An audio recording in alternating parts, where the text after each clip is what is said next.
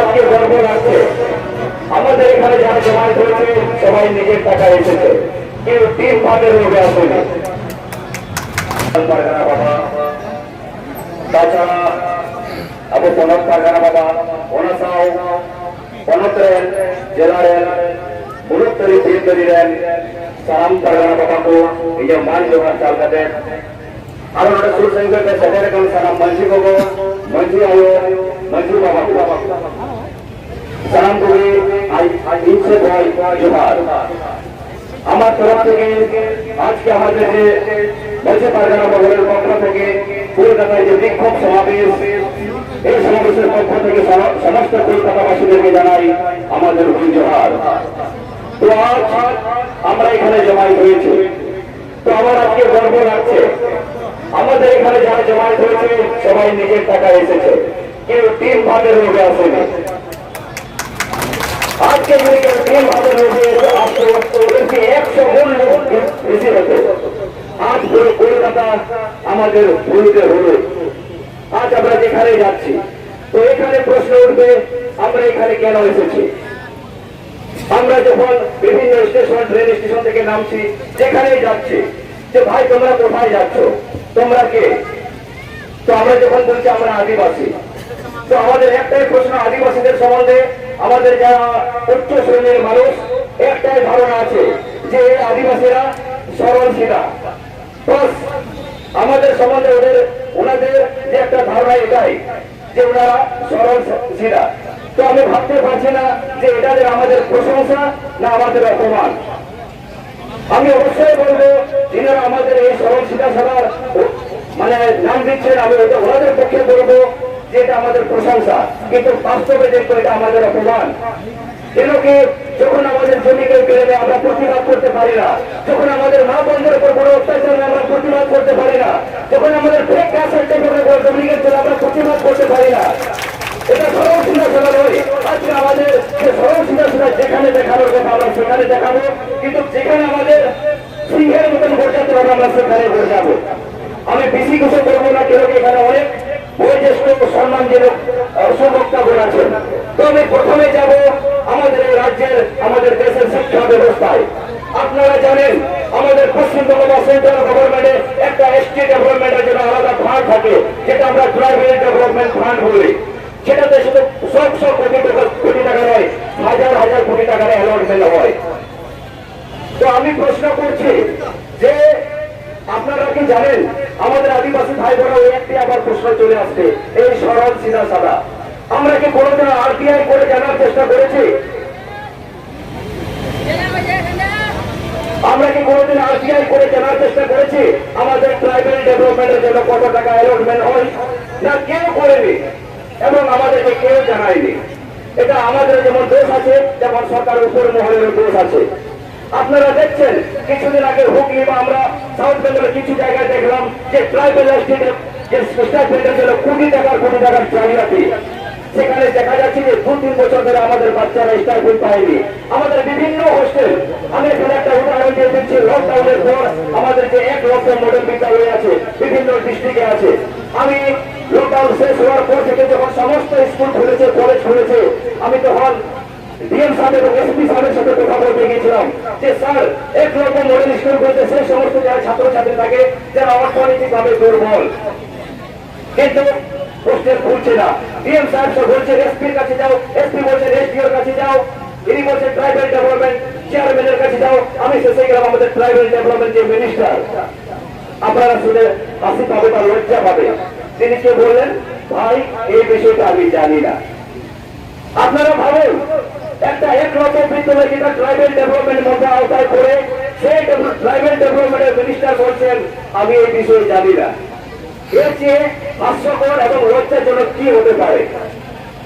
তো এইভাবে আমাদের যে ট্রাইবাল ডেভেলপমেন্টের আপনারা জানেন, আমি নাম নেব না, শুধু আপনারা অনুমান করতে পারবেন যে আমাদের ট্রাইবাল ডেভেলপমেন্টের টাকা থেকে বিভিন্ন স্কিমের আলাদা আলাদা টাকা দেওয়া হয়, কিন্তু যে জায়গায় দীর্ঘদিন ধরে হোস্টেল বন্ধ আছে, যে জায়গায় বিভিন্ন দিন ধরে কলেজ বন্ধ আছে, সেখানে আমাদের জন্য নাকি টাকা নেই।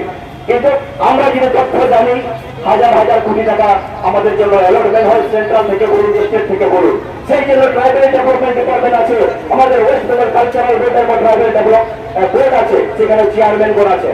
আর সবচেয়ে লজ্জাজনক কথা যে আমি 1 লক্ষ যে বিদ্যালয়ের কথা বললাম তার চেয়ারম্যান হচ্ছেন আমাদের আদিবাসী ঝাড়গ্রামের একজন টুডু মহাশয়।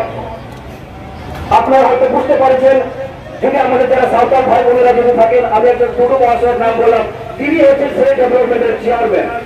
ওনাকে যখন ফোন করা হচ্ছে তিনি ফোন কেটে দিয়েছেন, মেসেজ যখন পাঠিয়েছে মেসেজ সিন করে কোনো রিপ্লাই দিচ্ছেন না। এবং ট্রাইবেল ডেভেলপমেন্টের আমাদের চেয়ারম্যান বলছেন, ভাই তোমরা আন্দোলন করো। আরে আন্দোলন করে করে তো আপনারা ওই পদে আছেন। তো শিক্ষা ক্ষেত্রে আমরা যে বঞ্চনা, আপনারা দেখবেন যে 100% রোস্টার, আমি মূলত শিক্ষার যে বঞ্চনার কথাগুলো তুলে ধরবো। আপনারা জানেন পশ্চিমবঙ্গে আমাদের 6% সংরক্ষণ দেওয়া থাকে, যেটাকে 100% রোস্টারের মধ্যে কিছুটা অংশ পড়ে। আপনারা সেরকম খোঁজ নিয়েছেন? আপনাদের জেলায় যখন কোনো প্রাইমারি টিচার রিক্রুটমেন্ট হয়, আপনাদের জেলায় যখন কোনো বিপিএলডিও থেকে ডিস্ট্রিক্ট থেকে কোনো পঞ্চায়েত রিক্রুটমেন্ট হয়, ওই 6% কোটা পূর্ণ হয় কিনা? আমি আপনাদেরকে জোর হাত করে বলছি পূর্ণ হয় না। কেন কি আমরা খোঁজ নিয়ে নিই, আমরা সরল সাদা ছিলাম। তাহলে এটা কি আমাদের অপমান নয়? অবশ্যই আমাদের ভিত্তিতে অপমান। তো আমি চাইবো দ্বিতীয় নম্বর যে এসএসসি বা প্রাইমারি ক্ষেত্রে সে একই ঘটনা। এরপর আপনাদেরকে একটা ঘটনা অবগত করতে চাই যে এই রিক্রুটমেন্টের ক্ষেত্রে 100% রোস্টার ফলো করা হয় না। সেই জায়গায় অন্যান্য কাজ করতে সেখানে দায়িত্ব দেওয়া হয়, যেখানে চক্রবর্তী, মুসলিম, বিভিন্ন কাস্টের জাত। আমি আবারও বলে দিই, আমরা কোনো জাতের বিরোধিতা নয়, কিন্তু যে সমস্ত জাতি আমাদের কাস্ট সার্টিফিকেটের দুর্নীতি করবে আমরা একে ছাড়বো না। আমাদের কোর্টের মাধ্যমে, লয়ের মাধ্যমে আমরা এক করে জবাব দেবো। আপনাদেরকে উদাহরণ দিন, আপনারা নিয়স্ত বা কিছুদিন আগে দেখেছেন আমাদের উত্তর দিনাজপুরের কালিয়াগঞ্জ ব্লকের একটি ঘটনা। একজন বাংলাদেশি মুসলিম ভাই ভারতে প্রবেশ করে প্রায় 2012-13 সালে সে তখন নাম নিয়েছে মিঠুন মুর্মু। আধার কার্ডও সেম, ভোটার কার্ডও সেম, কাস্ট সার্টিফিকেট সেম। একজন মুসলিম, একজন বাংলাদেশ থেকে মুসলিম আগত এখানে কাস্ট সার্টিফিকেট কিভাবে তৈরি করে?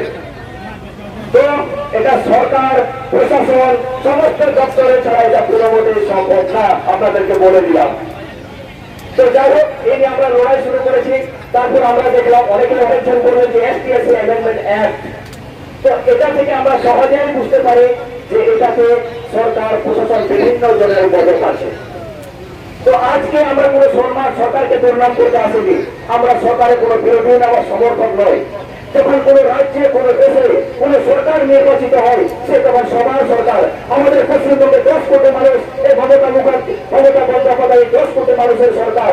উনি যখন কোনো ভালো কাজ করবে আমরা অবশ্যই প্রশংসা করবো, কিন্তু আমাদের আদিবাসী নিয়ে যদি কোনো ঝড় চাকরির দুর্নীতি হয় আমরা প্রশ্ন করবো, আমরা আন্দোলন করবো, আমরা জবাব চাইবো।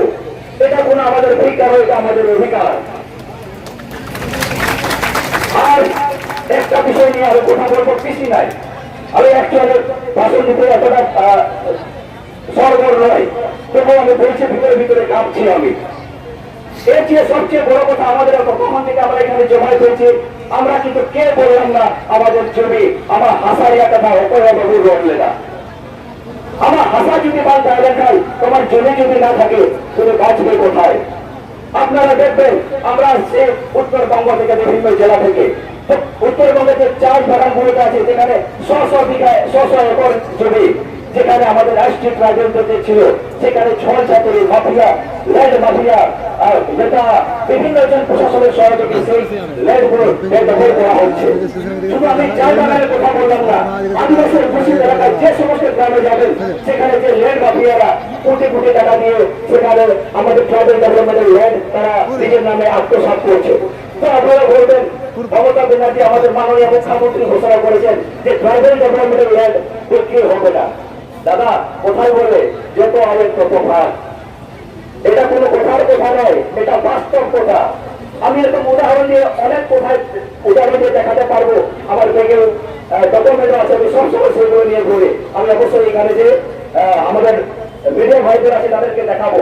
তো আমি বলতে চাই, আপনারা নিয়ম তৈরি করছেন, যখন কোনো জায়গায় 20-25 বিঘা বা তারও বেশি জমি থাকে, সেখানে যদি দুর্নীতিবিদ প্রশাসন, সেখানে রাজনৈতিক নেতা বা বিভিন্ন ল্যান্ড মাফিয়াদের চাপ আছে, একজন আছে আদিবাসীদের পক্ষে, সেটা চাপ নেওয়া কঠিন, সত্যিকারের কঠিন। সেই জন্য আমাদের জন্য অ্যাট্রোসিটি অ্যাক্ট আছে, ট্রাইবাল ডেভেলপমেন্ট অ্যাক্ট আছে, বিভিন্ন আছে, কিন্তু নামটা ওয়াস্তে পুরো কিছু সেগুলো পূরণ হয় না। তো আমি জানবো এরপর থেকে আমরা যেখানে এখানে এসছি, আপনাদের কাছে আমি অনুরোধ করবো, আমরা এখানে আসার পর থেকে আমাদের যেখানে যেখানে আমরা কিছুদিন আগে একটা হাইকোর্টের রায় দেখেছিলাম 1960-62 সালের যে জমি 80 বিঘা জমি অন্যায্য ভাবে অনেকে দখল করেছিল, হাইকোর্ট যে রায় দিয়েছিল। এখানে সমস্ত আদিবাসী ভাই বোনদেরকে আমি বলতে চাই এবং আমার কাছে যে আমি সাবধান করে দিতে চাই, আমাদের লড়াই শুরু হয়ে গেছে। আমরা যে কোনো ভাবে আমাদের জমি আমরা উদ্ধার করবো।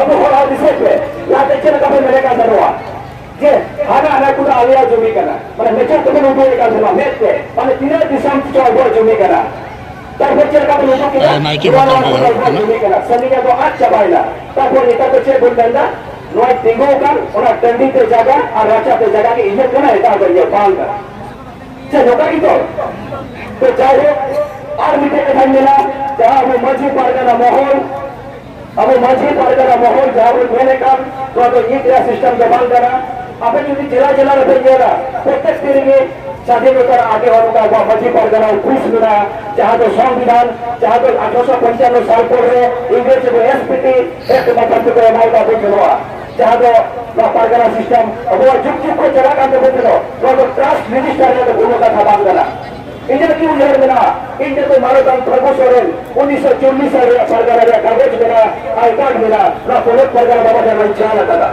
तो होना टाइम मिला फेंकला तो 1000 रजिस्टर किया लक्ष रजिस्टर किया तो मजबूत सरकार में हो अब अंतर रहेगा ना अब जीवी रहेगा ना वो तो जीवी हो तो कोई करा वो तो अबुआ करा और সর্বশেষে আমি বক্তব্য শেষ করার আগে আরেকবার এই সরকার এই রাজ্য সরকারকে যেহেতু আমরা রাজ্যে বাস করি আমি রাজ্য সরকারকে আরেকবার হুঁশিয়ারি দিতে চাই আজ আদিবাসী জেগে গেছে বা আমরা জানাচ্ছি আমাদের মা বোনরা জেগে গেছে আজকে যেখানে এই সময় জমায়েতে আমাদের বেশি দিন সময় ছিল না মাত্র কয়েকদিন সময় পেয়েছিলাম তার মধ্যে যে হারে লোক এসছে আমরা ধারণা করতে পারিনি বিভিন্ন জন আমাদের এটা বাঞ্চাল করতে চেয়েছিল এখানে 60% উপর আমাদের মা বোনেরা আছেন যে সমাজের মা বোনরা থাকে সেই সমাজে আক্রমণের কোনো ক্ষমতা নেই আমি হুঁশিয়ারি দিচ্ছি আমাদের গণতান্ত্রিক দেশে সবকিছুর জবাব রাজ্য যে কোনো রাজধানীতে এখানে জমায়েত নেক্সট নবান্ন অভিযান তারপরে যদি আমাদের সমস্যার সমাধান না হয় বড় আমাদের গণতান্ত্রিক যে পদ্ধতি আছে সেইভাবে আমরা ব্যালট বাক্সের জবাব দিব এই বলে সমস্ত কলকাতা পুলিশের যে আমাদের সমস্ত করেছে পুলিশের সাহেব समस्त जनसाधारण अब दिसम बेरा अदर पारगना बाबा को सलाम को बंद जोहार चार का इन्हें खत्म हो चुका था नोटे की चला के जोहार